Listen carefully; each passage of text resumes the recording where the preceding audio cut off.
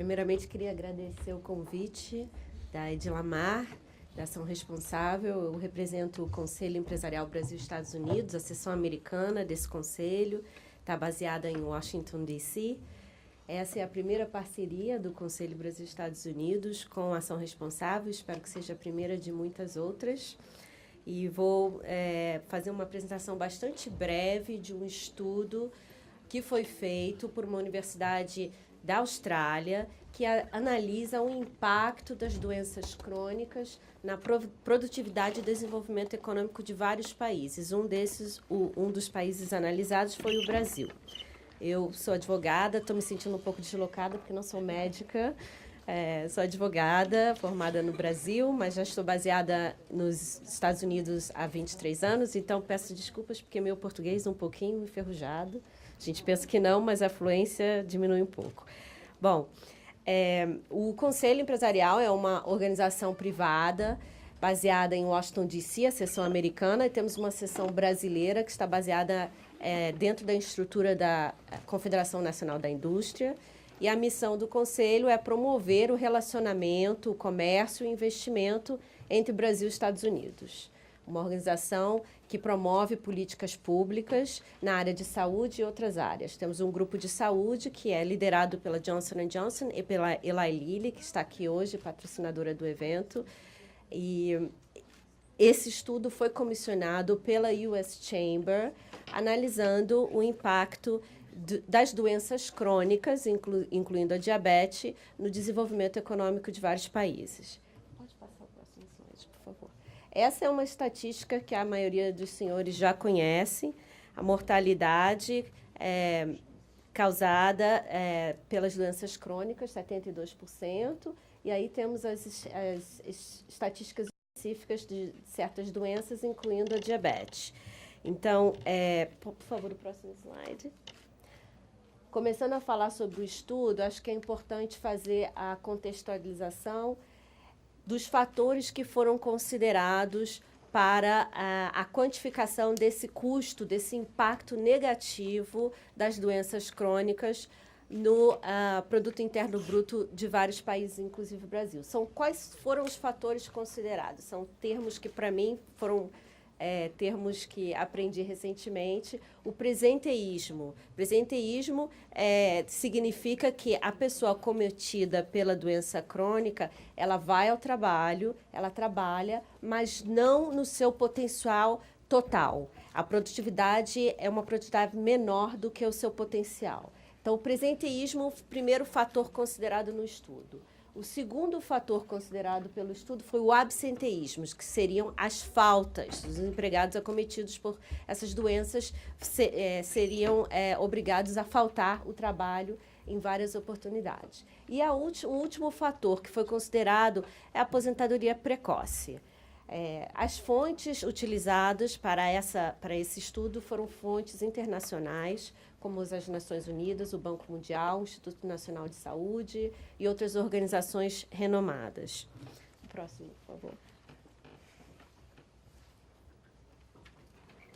Bom, importante também destacar a consideração com relação ao aumento da proporção da força de trabalho de pessoas em idade entre 50 e 64 anos. Então, a população, o envelhecimento da população, que é um fator de risco não modificável, acontece no Brasil a um ritmo bastante alto. Comparado com outros países, é um aumento bastante expressivo, 3,6%. Esse é o aumento, né?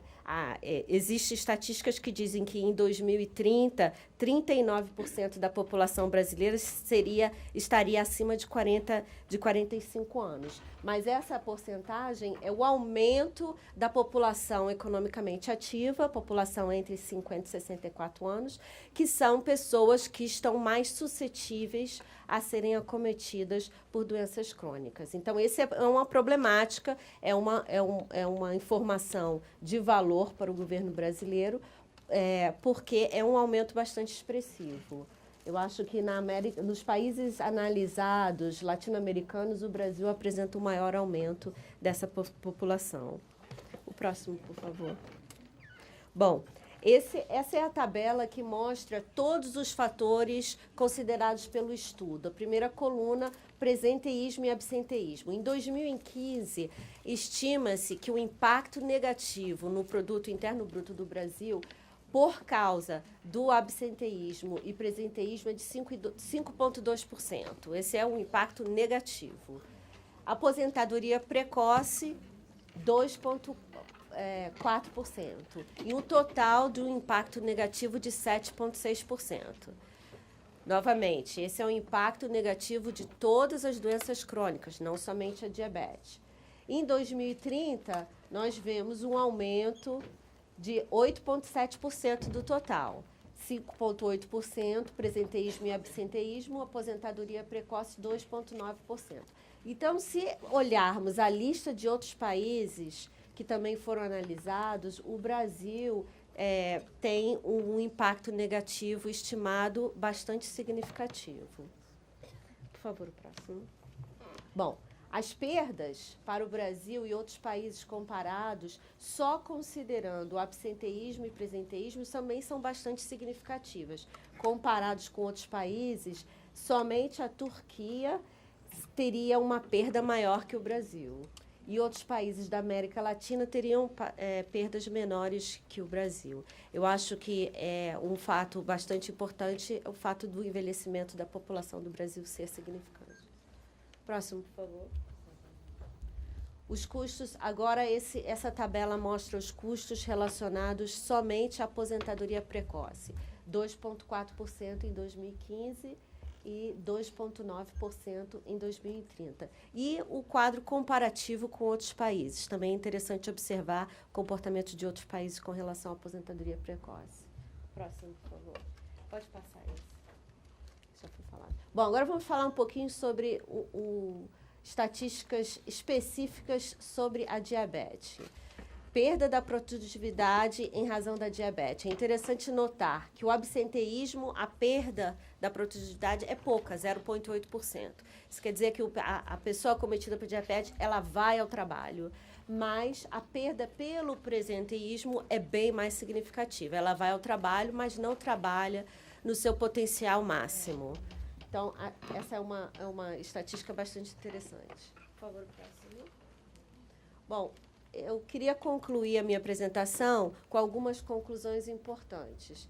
Os altos e crescentes níveis das doenças crônicas não transmissíveis na população traz um custo social e econômico bastante grande. Importante notar que essa é uma análise bastante fria, é uma análise do custo econômico somente, não desmerecendo certamente o custo social que essas doenças crônicas trazem à população. Então, podemos dizer que as porcentagens mostradas são subestimadas. Não inclui, por exemplo, o custo que essas famílias acometidas por doenças crônicas têm, por exemplo, com seguro-saúde, que também vão impactar, de alguma maneira, o poder de compra, por exemplo, dessa família e, indiretamente, o desenvolvimento econômico do país.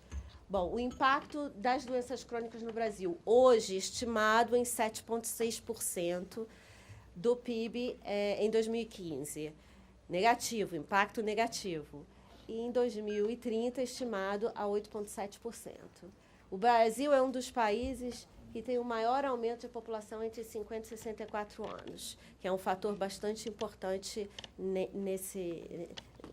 a ser considerado. A alta prevalência das doenças crônicas já existe numa porcentagem de mortalidade altíssima.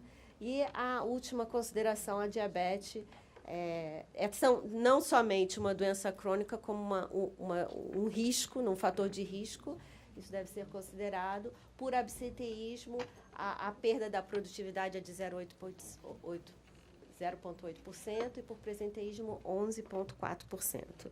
Bom, esse estudo completo, versão em inglês e a versão em português, está disponível na website do Brazil Council. Por favor, o próximo.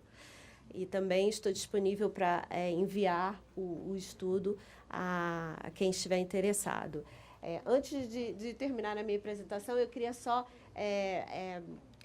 considerar que essa é uma visão diferente para o enfrentamento de doenças crônicas. É uma visão que considera que o problema de doenças crônicas é um problema que deve ser visto como um investimento, não como um custo e um gasto sem retorno imediato. Eu acho que essa é a conclusão mais importante do estudo.